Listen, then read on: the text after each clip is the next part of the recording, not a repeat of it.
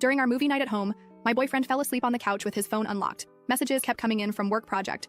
Miss your touch already. And last night was amazing. Can't wait to see you again tomorrow. We'd been together for 3 years and just put a deposit down on a house. My heart racing, I put his phone back and gently covered him with a blanket like nothing happened. Yesterday, my phone had 51 increasingly desperate texts.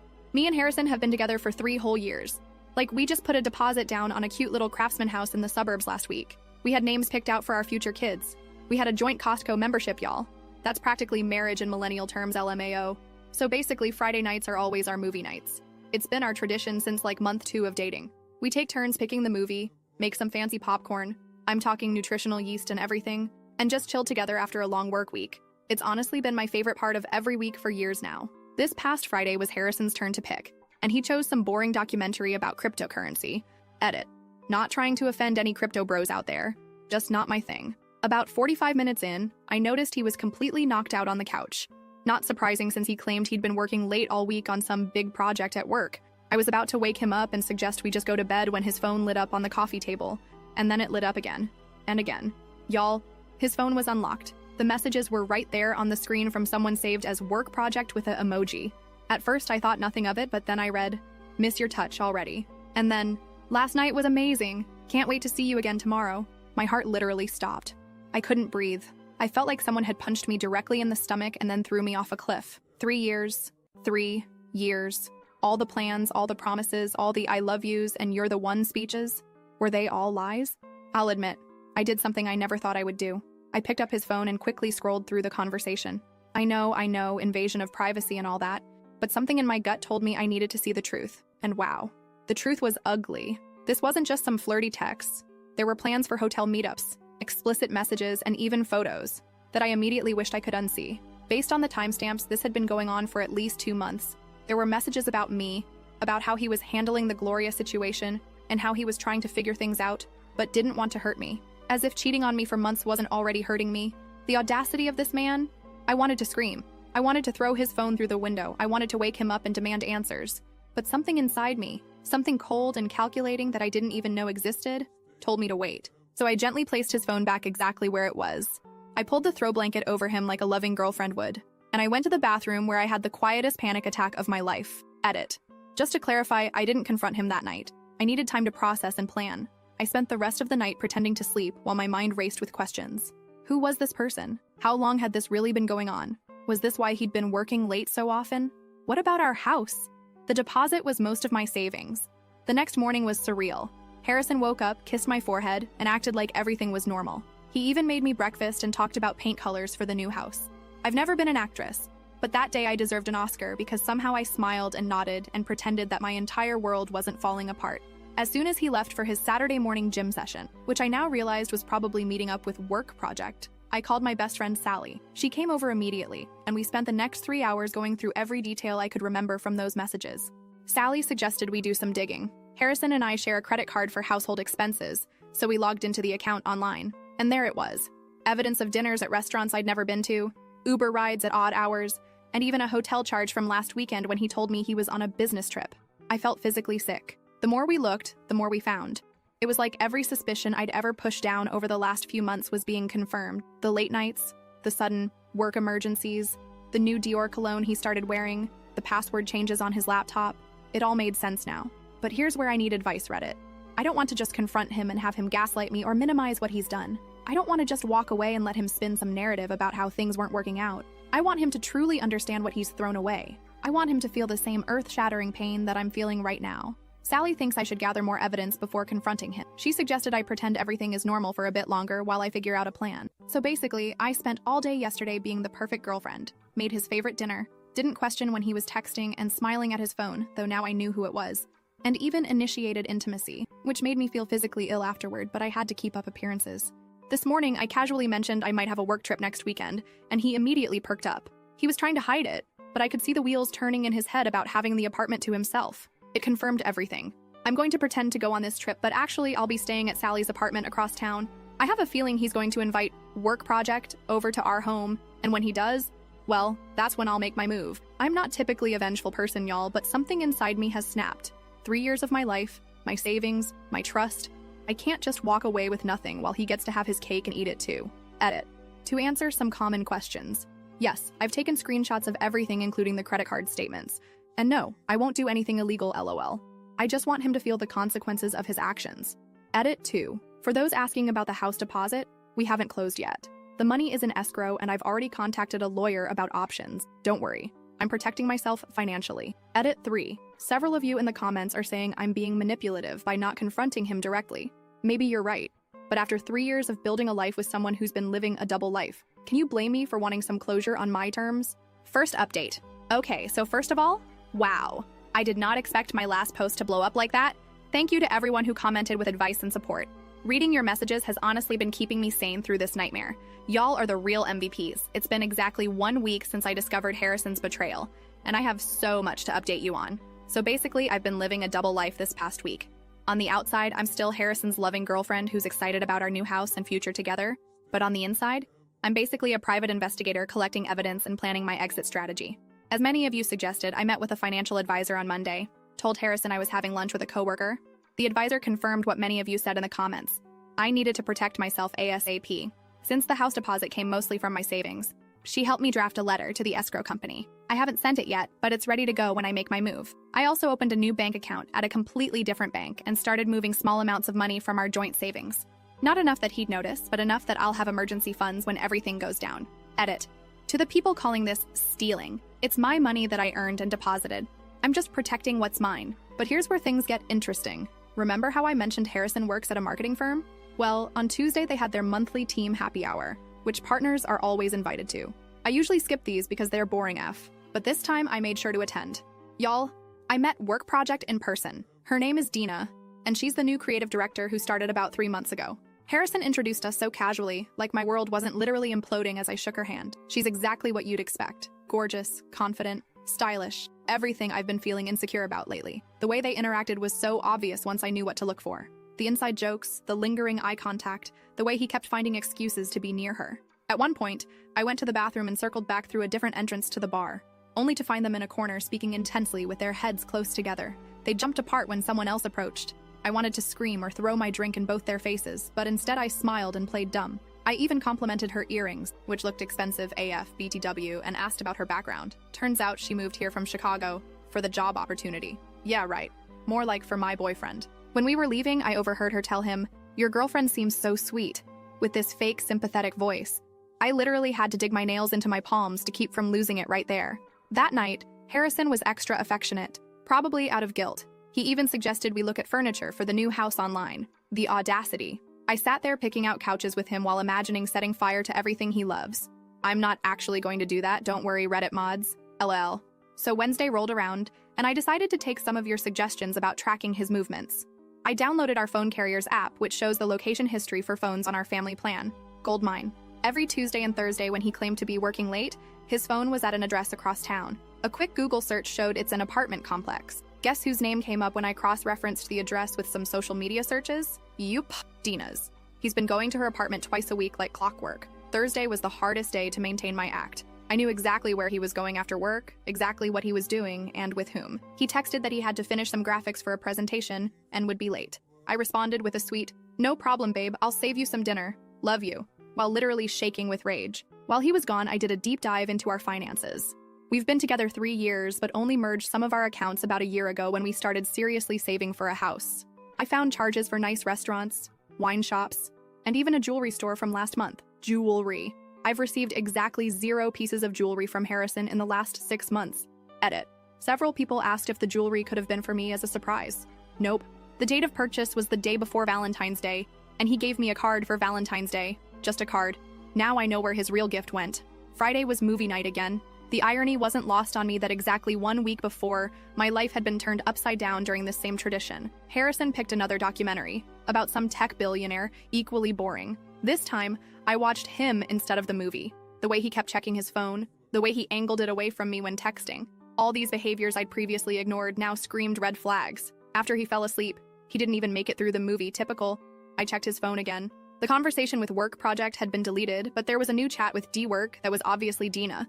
They were making plans for next weekend, when I'm supposedly at my work trip. Which brings me to my current plan. I've told Harrison I'll be leaving Thursday night for a healthcare conference in Denver. I work in office management, so this is plausible. In reality, I'll be at Sally's apartment across town, watching everything unfold via the doorbell camera I secretly installed yesterday while Harrison was at the gym. Based on their texts, Dina will be coming over Friday night to our apartment, probably sleeping in our bed. The thought makes me physically ill, but it will be the final proof I need. While they're playing house in my absence, I'll be executing the next phase of my plan. 1. Sending the letter to the escrow company about the house deposit. 2. Transferring the remaining money from our joint accounts. 3. Packing up my essential belongings. I've already been slowly moving sentimental items to Sally's. 4. Printing copies of all the evidence I've gathered. 5. And finally, preparing for the confrontation of a lifetime. Several of you suggested some wild revenge scenarios in the comments, and I appreciate the creativity, but I've decided I want something more impactful. I don't just want a momentary gotcha moment. I want Harrison to understand exactly what he's losing. Not just me, but our future, his reputation, and his dignity. The hardest part has been pretending everything is normal this week. We've still been sleeping in the same bed, eating meals together, making plans for the future. Yesterday, he wanted to talk about potentially getting a dog for the new house, and I had to sit there nodding and discussing breeds while knowing there will be no house, no dog, and no future. Sometimes I look at him and still see the man I fell in love with, the man who held my hand through my dad's health scare last year, the man who surprised me with concert tickets for bands I love, the man I thought I'd grow old with. And then I remember the texts, the lies, the betrayal, and I feel nothing but cold determination. Am I doing the right thing, Reddit? He's taken so much from me already. My trust, my plans for the future, my sense of security. I want to take back some power in how this ends. Edit. To address some common questions. Yes, I've been tested for STIs, all clear so far. And yes, I've documented everything for potential legal issues with the house. Edit 2. Several people asked if I've considered that this could all be explained away somehow. Trust me, there is no innocent explanation for the texts I saw and the evidence I've gathered. This isn't a misunderstanding. Second update. Y'all, my hands are literally shaking as I type this update. The past 72 hours have been the most emotionally draining of my life. But what went down was so much more satisfying than I could have imagined. I'm still in shock that I actually went through with it. So basically, let me pick up where I left off. Last Thursday, I kissed Harrison goodbye with my overnight bag packed for my conference in Denver. He actually helped carry my bag to the car, told me he'd miss me, and that he'd just be catching up on work while I was gone. The lies this man tells with a straight face, unbelievable. I drove around the block, waited 20 minutes, then headed straight to Sally's apartment. We'd set up a command center of sorts, snacks for stress eating, and enough wine to get through what we knew would be a difficult night. While we waited, I finalized everything. Sent a notarized letter to the escrow company withdrawing from the house purchase. Transferred my portion of our joint savings to my new account. Contacted my doctor to have my medical records transferred to a new practice. Changed all my passwords and recovery emails. Removed myself as an authorized user on our credit cards. Around 7:30, the doorbell camera alerted us to movement. And there she was, Dinah, looking gorgeous in a dress I could never afford, carrying an overnight bag and a bottle of wine. Harrison greeted her with a kiss that made my stomach turn. They didn't even wait until they were inside to start pawing at each other. In the doorway of the home we shared, that's when something inside me just shifted. Sally saw it happen. She said my whole face changed. I wasn't sad anymore. I was done. Okay, so here's where I did something I never thought I would do. I opened the doorbell camera app on my phone and hit record. I captured everything. The kiss, them going inside, even their conversation through the door about how nice it was to finally have the place to themselves. The audio was crystal clear, y'all. Like, you could literally hear Harrison telling Dina how excited he was for a Harrison and Dina weekend without having to worry about Gloria. I saved that recording. And then I downloaded the Ring app on my laptop so I could continue recording throughout the evening. Every time they came into view, like when they went out on the balcony with wine glasses, or when Harrison ordered food delivery, I captured it all. That night, I did something even bolder. I set up my old phone on our apartment balcony. We're on the second floor, and the balcony wraps around to the bedroom window.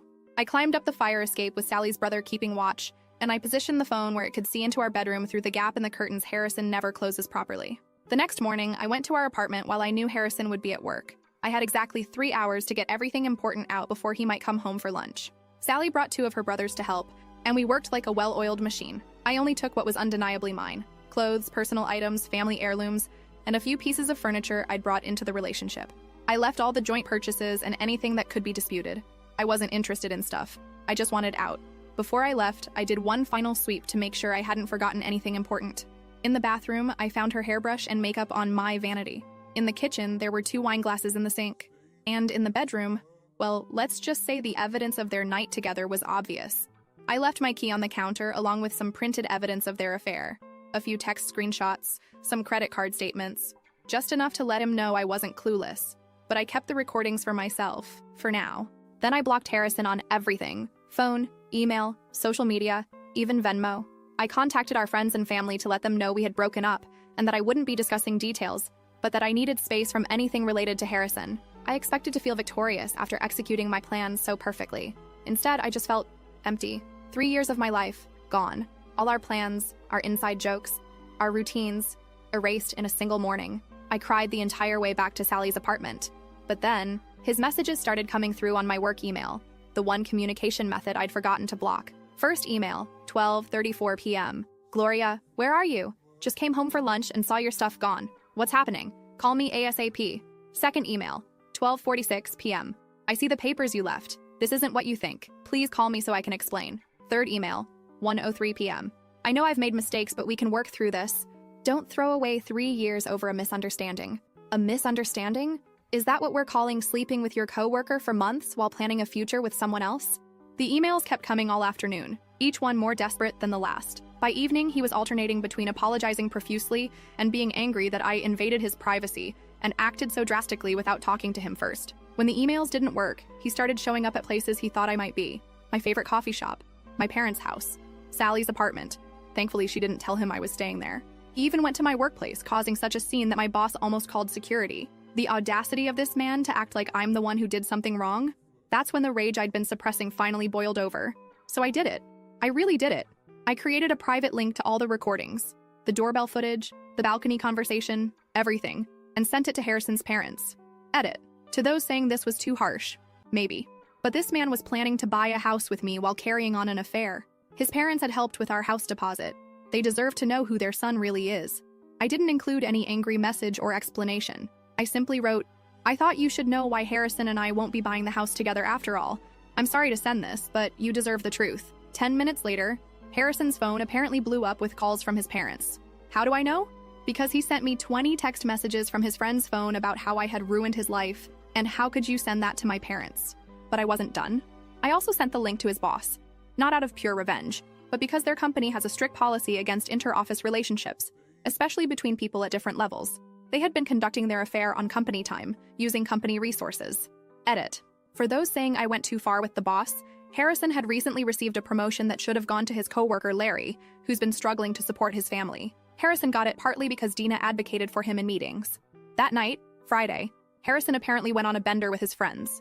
I know this because by 2 a.m. I'd received 51 text messages from unknown numbers, him borrowing friends' phones to get around my block. They ranged from, I love you more than anything, to, you've destroyed everything I've worked for, to, how could you do this to me? My personal favorite, you can't just disappear after 3 years together and expose my personal life to everyone.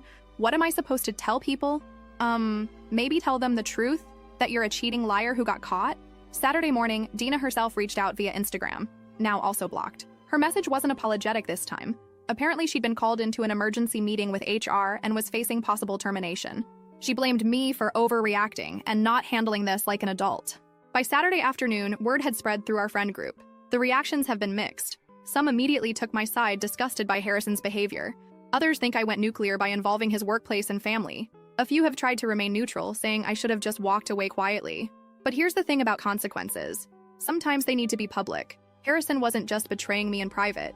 He was lying to his parents about the house, manipulating workplace dynamics for his benefit, and planning to continue his double life indefinitely. Why should I be the only one bearing the pain of his choices? Saturday evening, Harrison's mother called me. How did I forget to block her number?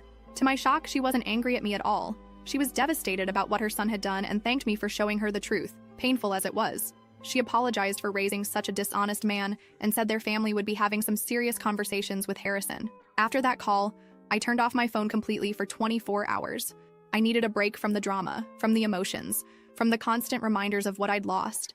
When I turned it back on this morning, there were more messages, more missed calls, more people wanting a piece of me and my story. So where am I now? Still at Sally's, still processing, still alternating between confidence in my decision and moments of wondering if I went too far. The apartment manager has confirmed Harrison is clearing out his stuff today, so I can return there soon if I want to, but I'm not sure I do want to. That apartment is filled with memories I'm not ready to face alone. I'm thinking of finding a new place entirely, a fresh start.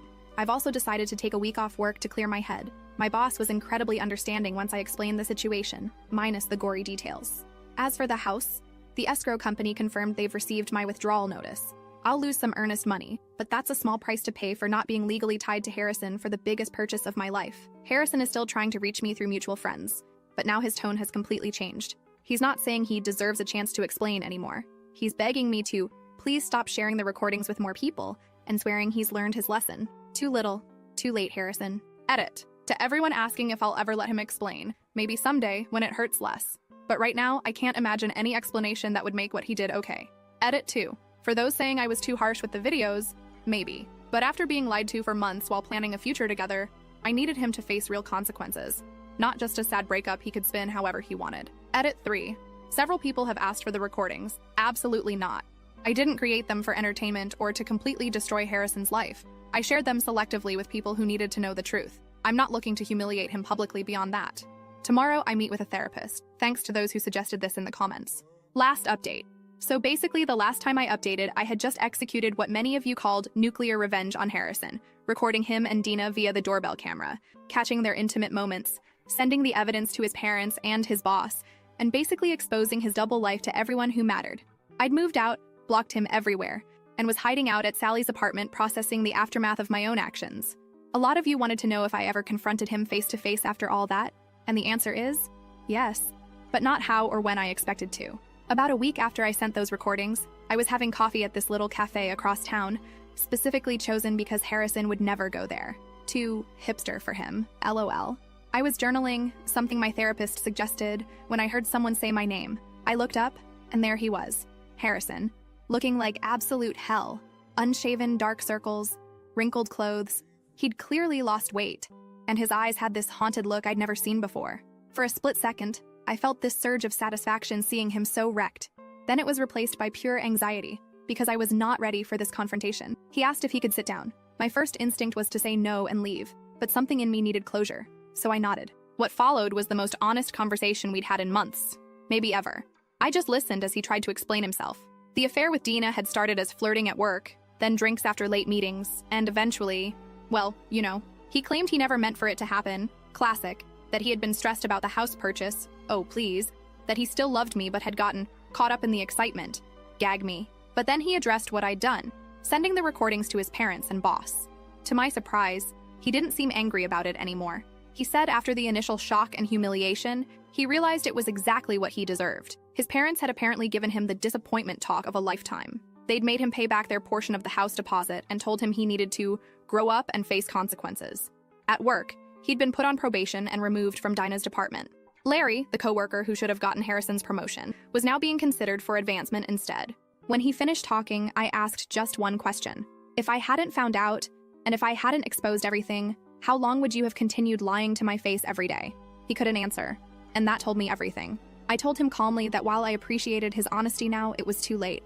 That he hadn't just cheated, he had stolen my time, my trust, and my sense of reality. That while he was figuring things out, I was planning our future, believing in promises that were already broken. When I told him I forgave him, not for his sake, but for mine, because carrying anger would only hurt me in the long run. His face when I said that. It was like he'd been preparing for more rage and had no defense against compassion. I left him sitting there at the cafe, and it felt like closing the final chapter of a book I never wanted to read again. Edit. So many of you have asked if this means we got back together. Absolutely not.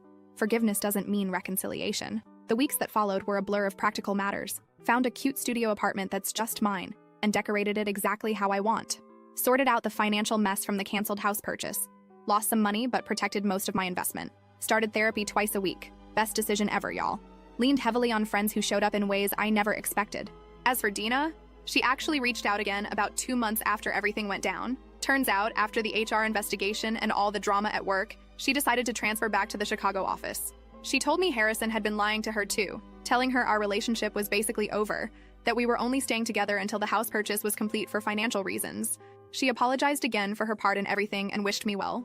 We're not friends, obviously, but at least there's no lingering animosity. So what about Harrison? Last I heard, from mutual friends, I don't ask, but people tell me anyway, he's transferred to his company's Seattle office for a fresh start. Apparently, even after the probation period ended, the workplace had become too uncomfortable with everyone knowing about his affair with Dina and the recordings I'd sent. His boss apparently gave him the option to transfer or look for a new job, and he chose transfer. Harrison's parents still call me occasionally, believe it or not. They were so shocked by the recordings I sent, but after processing everything, They've maintained a relationship with me separate from their son. His mom even sent me a care package on my birthday with homemade cookies and a heartfelt card saying she still thinks of me as family. The house we almost bought? It sold to another couple last month. I drove by it recently, saw their moving truck in the driveway, and felt nothing but relief that it wasn't me tied to that mortgage. And to Harrison, last week I was unpacking the last box in my new apartment. Yes, it took me 6 months to fully unpack, don't judge LOL, and found an old birthday card from Harrison. It read, "To many more years of adventure together." A few months ago, finding this would have sent me into a spiral. This time, I just smiled sadly and threw it away. Edit. For those asking if I still have the recordings, yes, but they're locked away where no one else will ever see them. They served their purpose, and I don't need to keep revisiting that pain. Edit 2. To clarify, since so many are asking, yes, I'm legally and financially completely separated from Harrison now. No shared accounts, no shared debts, clean break. Edit 3. To the person who DM'd me saying I'm damaged goods now and no man will want me. Who hurt you? Actually, don't answer that, just do better. Edit 4. For those asking if I regret sending the recordings to his boss, maybe a little. But Harrison using his relationship with Dina to advance professionally, while Larry, who has 3 kids and a sick wife, got passed over, that needed to be exposed too.